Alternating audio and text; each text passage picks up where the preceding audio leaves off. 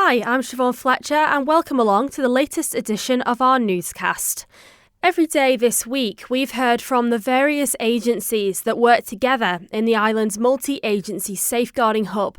A key element of safeguarding here in the Isle of Man, the MASH is a co-located, multi-agency and multidisciplinary team that brings together professionals from services that have contact with children and young people who may be at risk of harm.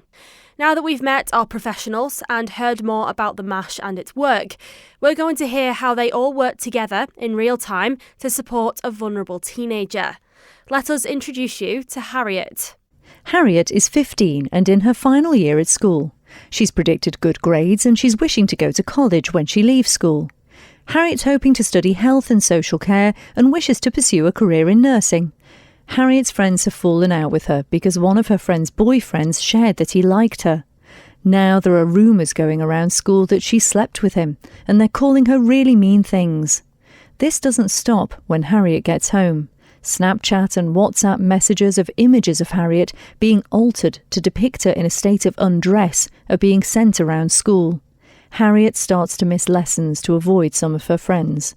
Her grades soon start to decline and her parents are called in to discuss. During this time, Harriet receives a message off a young boy who reports he's 16 and who she doesn't know. "Hey beautiful," the message reads. Harriet responds, "Do I know you?" He replies with, "No, but I'd like to get to know you." Harriet and Luke begin to message late into the night. Over the next few days, pictures and many messages are sent between the two, until one day, Luke asks to meet up. They plan for Harriet to skip school and meet at his flat when his parents are out. Harriet meets Luke as she gets off the bus, and he looks older than 16. But she continues as he's being friendly. When they're at Luke's, they have vodka and Harriet feels drunk. Harriet falls asleep, and when she wakes up, she realises school finished hours ago. She looks at her phone and she has 32 missed calls from her parents. She tries to leave, but Luke persuades her to stay, telling her he's falling in love with her. He also confesses that he's 32 years old. During the next day, Harriet feels scared to try to leave. Young boys come to the flat and drop off parcels for Luke. In return, they receive vapes and some get money. Harriet watches one boy get punched to the floor because a parcel has gone missing. A day later, Harriet makes a run for it and heads to the local shops to ask for help. To avoid accidentally replicating any active cases, I asked Manx Care's named professional for contextual safeguarding, Samantha Holmes, to invent a teenager for us to discuss. But Harriet is based on many cases Samantha has personally dealt with. I asked her what the first steps would be in tackling this sort of situation. So Harriet would be discussed in our daily exploitation meeting, and looking at the case study and how I've created it, I've tried to cover everything within the case study just to give everybody that snapshot and a bit more of an overview of what we do from a health perspective. So more than likely this would have come into our daily exploitation meeting that, school have got some concerns that she's not attending, and obviously the friendship group has changed. More than likely, my first point of call with Harriet would be contacting either Harriet or her parents in relation to her going missing. And again, capitalising on that missing from home episode during that return home interview, looking at where you were. Was it a planned, obviously, to go missing? Was it impulsive? Who was you with? Where did you go? Really gathering as much information as I can. And then obviously as part of that return home interview, I do explore their emotional and their health well-being and how I can support them. And obviously I look at substance misuse as well, any alcohol intake. So I would capture all of that. With Harriet, I would definitely be seeing her again. It wouldn't be a one-off visit. I would offer a responsive visit in terms of what's going on for her, because there's concerns there in terms of the pictures that are being shared, and obviously the alcohol, and then obviously that element of grooming as well, and then being held in that flat. So that is how I would be in contact with Harriet. Alongside Samantha's work, what would the police's involvement look like? Sam Cannell is the Isle of Man Constabulary's Detective Inspector for Protecting Vulnerable People. We've got a sort of hypothetical case study here of Harriet. She's aged 15.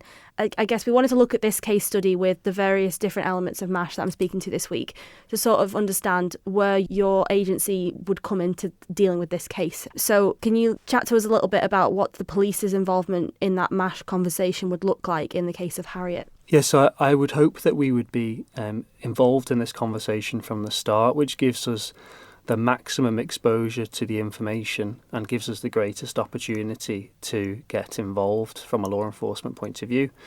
So this scenario is around a girl who is being groomed and will likely go on to be exploited either sexually or criminally. And at the point that she manages to escape the situation physically and run away from the address, she would then come to parents, I would imagine, and vis-a-vis onto multi-agency to step in.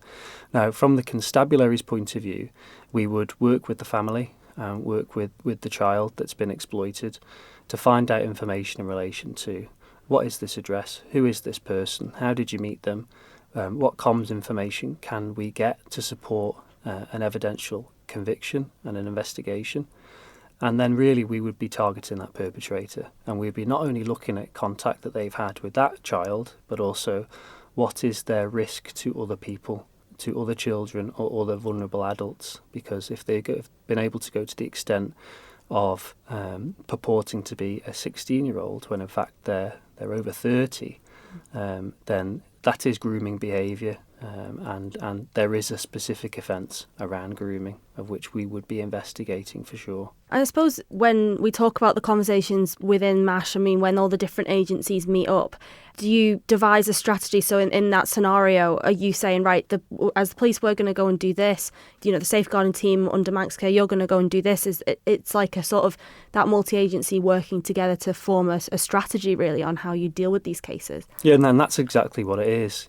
We all have various roles. We all have things that we're good at as well. So the police have powers of arrest, we have powers to investigate, and we have recognised offences that we can investigate with a view to prosecution. A lot of the time we also wear a uniform, which can be a barrier for people wanting to come and speak to us. So that being the case, then it might be better actually for one of our colleagues in health, for instance, or social care to approach and to speak and to try and understand what that child's gone through and the experiences that they've had. But we will absolutely use that information where we can and with consent, and where we see that the risk is significant, we will take steps to basically flex our muscles and to target that perpetrator behaviour. Jumping back to health and social care, Samantha's return home interview with Harriet could lead to further lines of inquiry. So once you've had that initial interview and you've sort of worked out that we're going to have some contact going forward, what would this case look like then for you in terms of discussing it with the police and the various agencies within those meetings? Yeah. So obviously, again, with consent, the return home interview would be shared with police in terms of closing that missing from home episode down, and then along with obviously social care, because sometimes in some cases, again, it's just adolescent behaviour, so it doesn't need to go anywhere. It can just be closed down. But obviously in Harriet's case, there is a significant concern there for sexual exploitation, and obviously the alcohol that she's been given as well. And then what she's then gone on to witness with the boys that have attended the flat as well. Would you be concerned in this case about other kids involved, like whether Harriet's the only case, or would you then be trying to work out, who else has been impacted then? Yeah, I mean, it wouldn't be my role, to go off and find out who these children are, but, through conversation with Harriet, I would gather that information. Police would then obviously find out, who these children are there any concerns. More than likely, these other children would have been reported missing and they may be known to services already. And again, the same support that I would be offering to Harriet, I would be offering, to the young people that have been obviously within the flat. More than likely, how we would pick, one of the boys up in there is obviously at the end of the case study where she witnesses him being punched to the floor. He potentially could have come through our emergency department, and this is where it's really important, where our nurses, doctors, any health professional is utilising that risk indicator checklist tool, because more than likely they may have said, we've just had a little bit of a fight, but actually we need to explore it. But the MASH's work wouldn't just end with one strategy meeting. Manx Care's head of safeguarding, Terry Banks, sums up the MASH's work in 3 words. She says they have to think the unthinkable. Also, as part of the return home interview, we would also try and ascertain if there's been any sexual contact between Harriet and Luke, because obviously she's taken alcohol and she's fallen asleep. So you've always got to think, as Laming said, think the unthinkable. So it would be a way of teasing those questions really out of Harriet, and just to see, because if that was the case, that was when we would call on our SART colleagues to see if there was any forensics needed doing, or if she needed any emergency contraception, or indeed any medical assistance. So that all forms part of the picture when you're asking the questions. We'd think the unthinkable, but just make sure that obviously every need, that even if it's not apparent, and sometimes people won't tell you unless you ask, so we'd have to ask. I suppose, what would the support look like for Harriet and her parents going forward, because she's maybe had this sort of quite traumatic incident here, but like you say, there's a teenage thing of, oh, but he's my boyfriend and I love him. How do you support her going forward to maybe understand what's happening, and what does it look like a few months down the line after this initial event? Well, because the information's shared, so school would be involved in either the strategy meeting or the DEN meeting. We've got school nurses within the organisation, so they'd also be aware of what's happened to Harriet. So if she was still in school, there'd be that support from the school nursing service.